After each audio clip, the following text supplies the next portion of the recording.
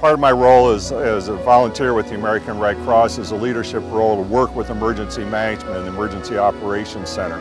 When I reflect back to the 45 major disasters I've been around the world, this was probably the second largest flood event that really has significantly hit this country.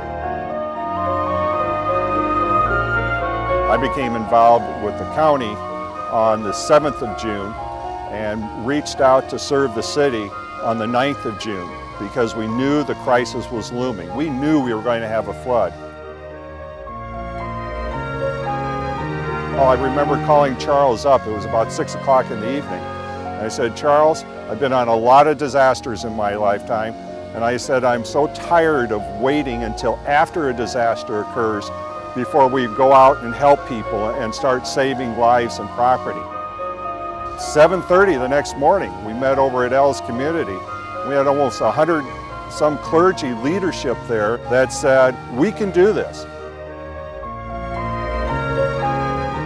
Because of the fact that Serve the City represents a coalition of 37 churches, Serve the City was able to ramp up a volunteer base from just a few dozen people to, by the end of the week, it mushroomed to about 3,000 as our connections with local media and as our role as really a volunteer coordinator for the community emerged. Serve the City really played a tremendous role because they established the phone lines, they had the people answering the phones, and they were channeling the information to all the hungry people that wanted to help. And having followed disasters prior to this, Katrina and the like, it seemed to me that FEMA and the Red Cross had really gotten bogged down doing things that weren't necessarily their role. And I would think, the primary thing that stands out in my mind is coordinating these volunteer efforts. They were able to work, I think, very quickly here, set up camp and function in their truest capacity because Serve the City was there picking up this end of it.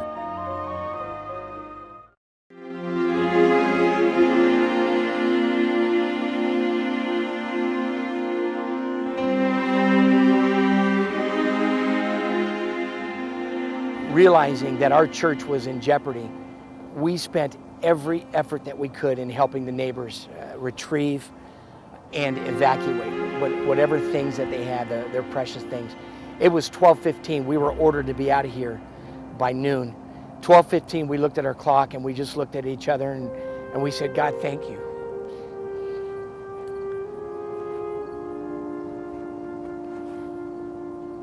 And we walked away. I knew in my gut that we were walking away from a lot, but I didn't know the devastation that would take place. We got a shell.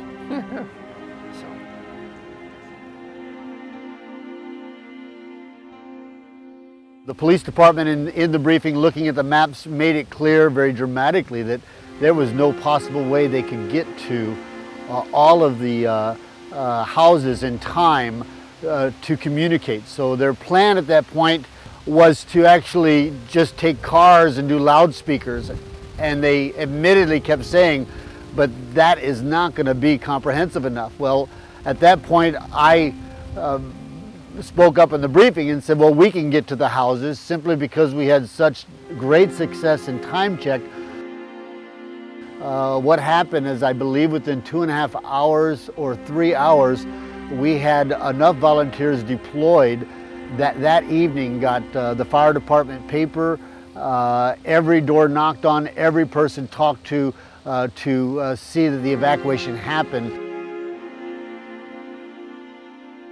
It now had moved beyond individual homes and what we could do for individual residents to the excitement and the heroism, if you will, of having to supply volunteers to save core infrastructure in our community, to save hospitals, to save water pumps.